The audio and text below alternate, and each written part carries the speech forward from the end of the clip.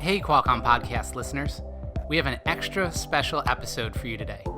Instead of hearing from me, we're bringing you part of an exciting conversation we recently had here at Qualcomm. To celebrate the company's 35th anniversary, co-founder Dr. Irwin Jacobs joined employees for a virtual fireside chat. The discussion, hosted by Senior Vice President and Division President of QGov, Kim Koro, covered everything from the early vision for the company to the new Qualcomm technologies he's most excited about. Enjoy. Hi, I'm Kim Koro, Senior Vice President and Division President of QGov. I started at Qualcomm as a lawyer working on contracts back in 1989 when we were just a few hundred people and filled up just about half a building. I've had an incredible journey at Qualcomm, working on the OmniTrax and Global Star businesses in the early days, leading up to leading digital cinema and government technologies, and then now continuing to lead our government business, QGov, as we support our country and national security.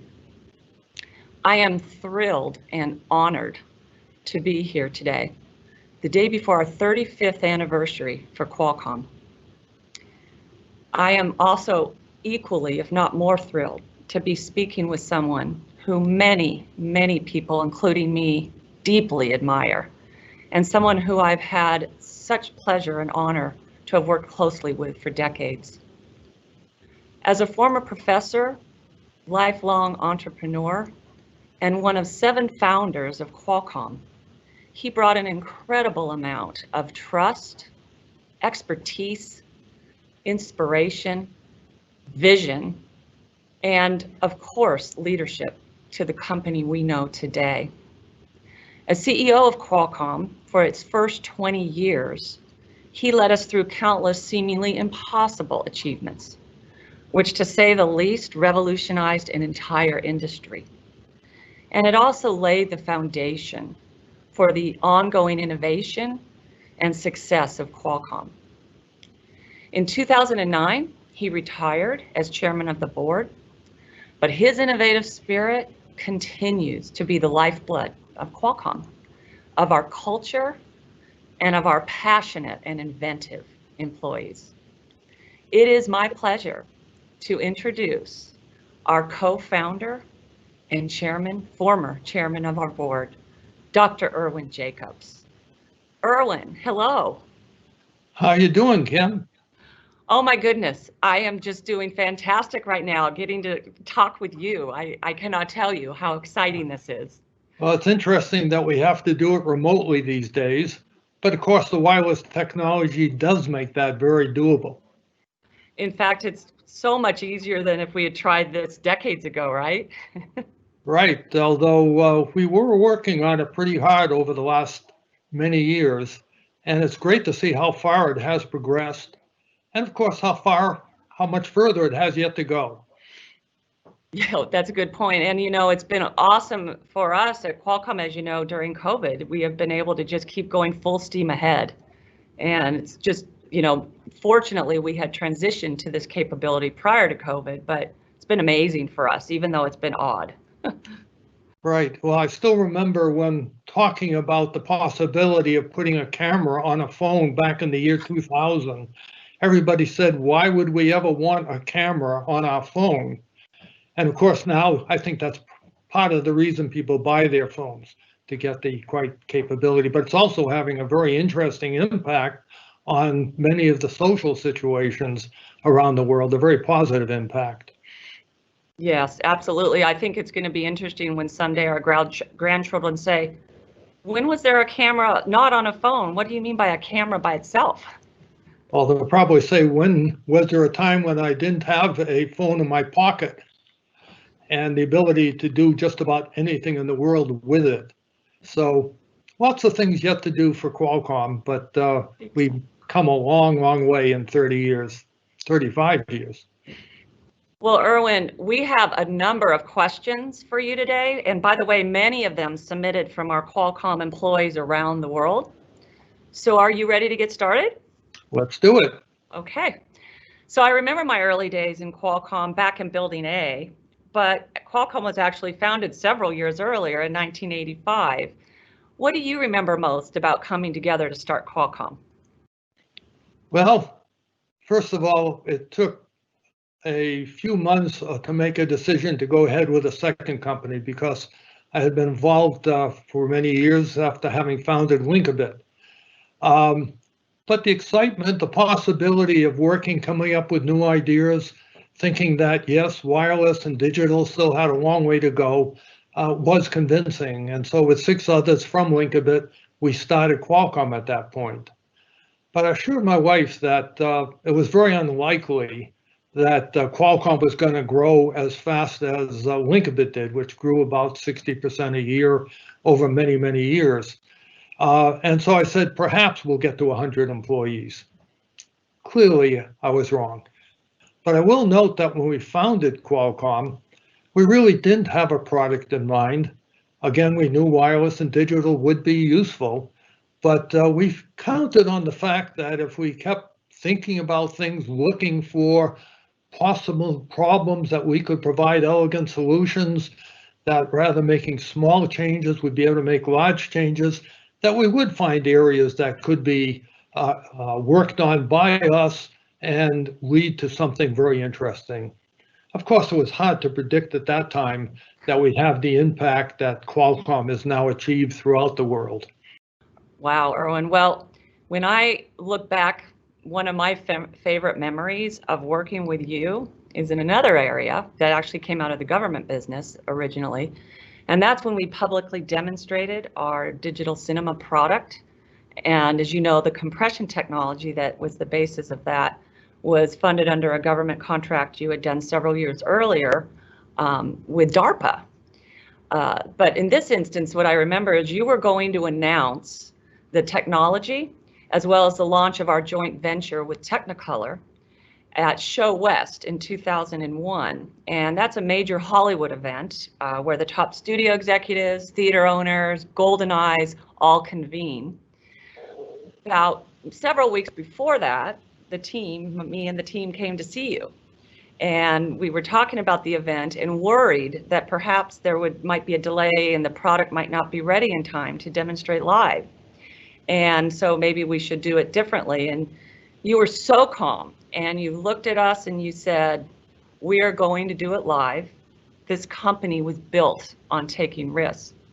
So fast forward to the night before this event, all of the engineers were debugging several glitches, by the way, throughout the night. And I'm not sure we told you that. They sent me to bed because I was a wreck. And the next day, when you stood up and announced that live demo, we all held our breaths as the lights dimmed. And of course, it worked flawlessly, setting basically the path for Hollywood to have digital movies. And I can tell you, Irwin, seeing the faith you had in all of us that day in your office was a pivotal leadership teaching moment for me. And I think this overall story maybe parallels your experience a bit with the first demonstration of CDMA in 1989. Can you share that? Well, it certainly does. And one takes risks, but you also have to have some assurance that, there's a reasonable probability you're going to be successful with taking that risk. And so, yes, back in the CDMA situation, the world had decided to go with TDMA back in February of that year. And we made a presentation on CDMA in June, and this was 1989. People didn't find anything wrong with the presentation. Everybody around the world that were looking at whether CDMA could be used, whether it could be competitive, and all had come up and said, no, too complicated, not enough advantage, et cetera, too many problems to solve. We showed on view graphs that, yes, we had solved those problems, but of course, that's not enough to convince anyone. So we had to put a demonstration together. And we did that over the next few months. And then in September, toward the end of September, I had to send out an announcement to invite people to come to San Diego in the beginning of November to see the demo. And so I did check around with all the various engineers working in different parts of the program to get their level of assurance that we'd be able to proceed ahead. And I would say probably about 80% thought that maybe we better delay the whole thing. But again, it helps to have an engineering background. I think the CEO of a high-tech company always should be an engineer. But having that background, talking with people, understanding a little better the problems that they were dealing with, we made the decision to send out the invitation.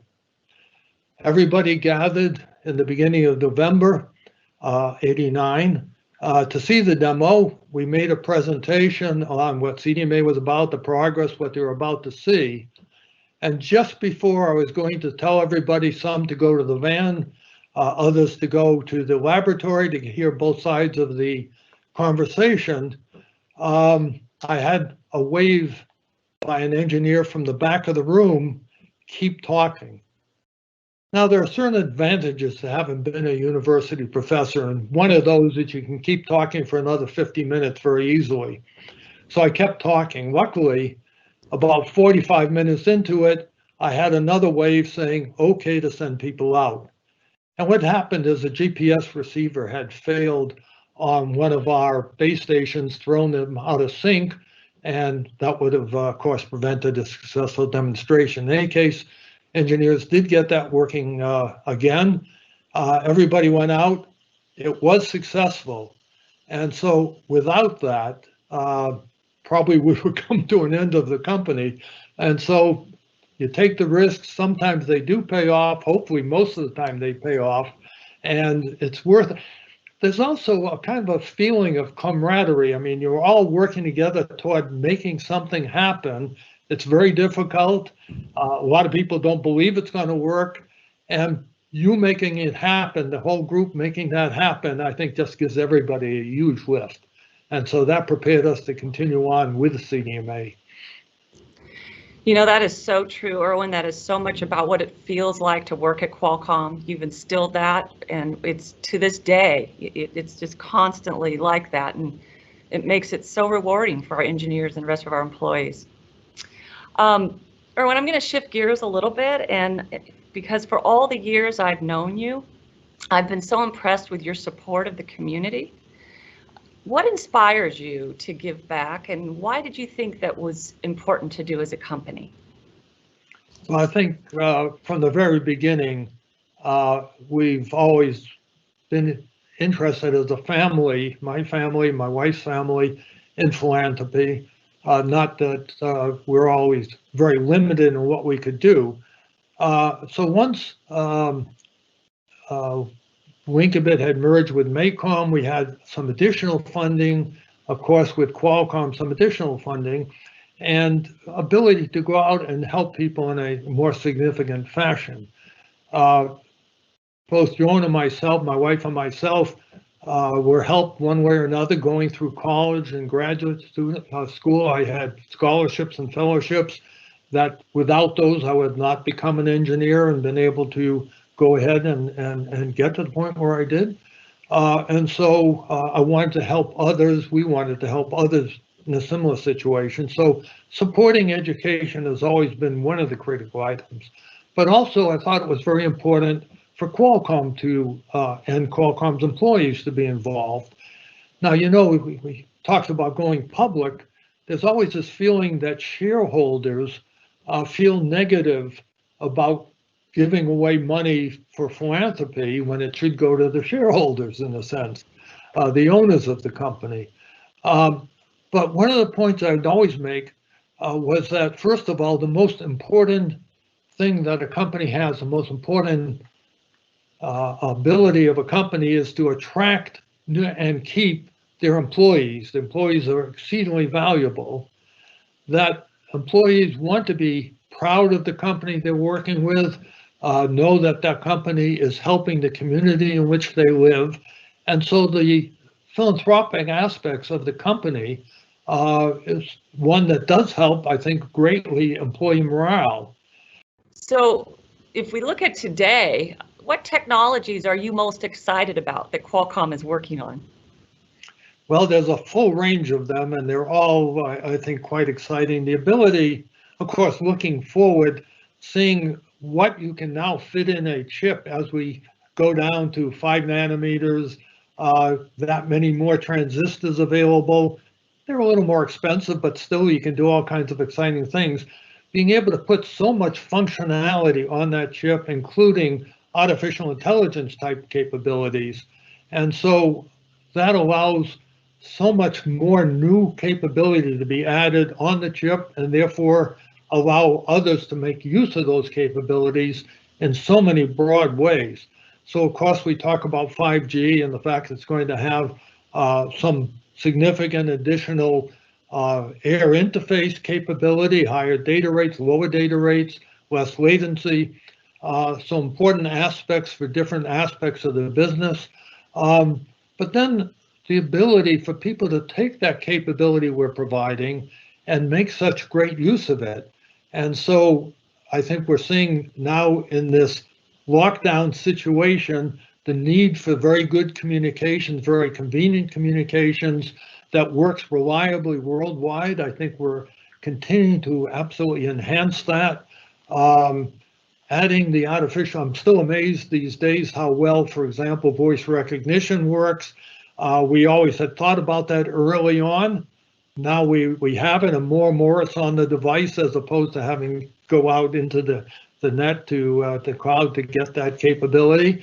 Looking forward perhaps to almost real-time translation. I suspect that's getting close to being on the horizon. But the ability to impact so many different areas right now, and Qualcomm's right in the middle of many of these, clearly we've learned a lot more about not needing to go to the office, being able to work from home, be able to work from different locations. So the use of communications and video, part of that, et cetera, is very, very useful. Telemedicine, I think, is now making some breakthroughs required to do so.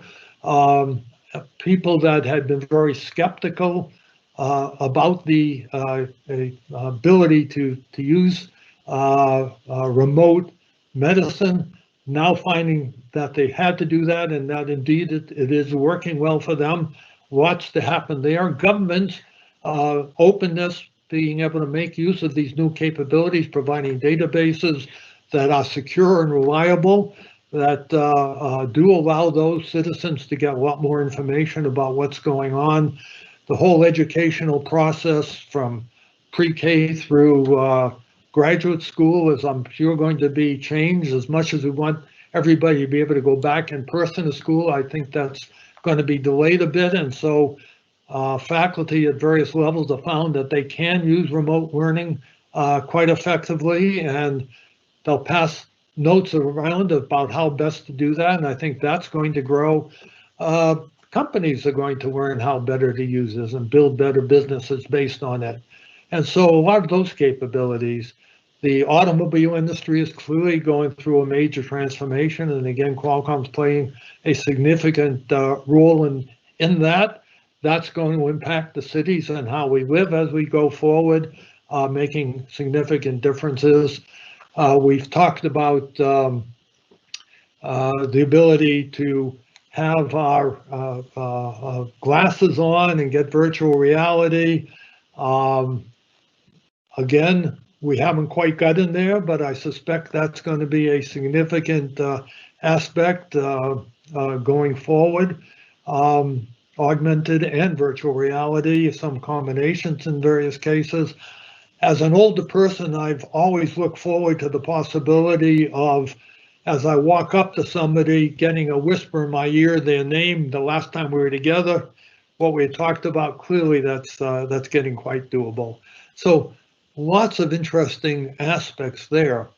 But as usual, as we get further and further into 5G, providing low power capabilities, very high data rate capabilities, the low latency capabilities, the higher reliability, people are going to come up with applications that we haven't really even thought about, that they'll find better ways to use this new platform that's spreading and do wonderful things with it. So we'll be able to contribute as a company and also be surprised by what X ends up being used, the impact that it does have on the world around us. Yes, and that's what's so exciting about working at Qualcomm, is always continuing to see where the platform is going to bring the world, and being a part of so many different areas. It's just an incredible place for engineers to get to innovate. And speaking of that, Irwin, what advice would you give to the next generation of Qualcomm employees? Well, one that I've often used at the conclusion of various employee talks, I say I urge everyone to continue to think of Qualcomm as a startup, open to brand new ideas, open to various new things, but as a startup with a great cash flow so that we can take those ideas and turn them into reality. So to just keep an open mind, keep thinking about new things, keep working in new areas, make sure that you share those ideas around so others can appreciate, hone them, and see which ones really will see the light of day and make a major difference. Irwin, I think that's excellent advice, and it also enables all of that inclusion, like you said, of great ideas from various walks of life, and that idea of taking risks. If you think of it as a startup, you're almost in that mode anyway. I think that's really great. And so I want to ask one last question, because so many employees have asked it over and over. What's been your inspiration in life and work? Well, I think you get back to learning and interacting with people and learning about those people as well as various ideas. So, first of all, getting a very good education and then being able to make good use of it, understanding more and more of the world. There's just so much out there that is exciting. I think my main regret is that I can't read 4 or 5 times as fast as I can read or interact with people because there is so much out there, and there's just not enough time to do everything. But it is an exciting time to live.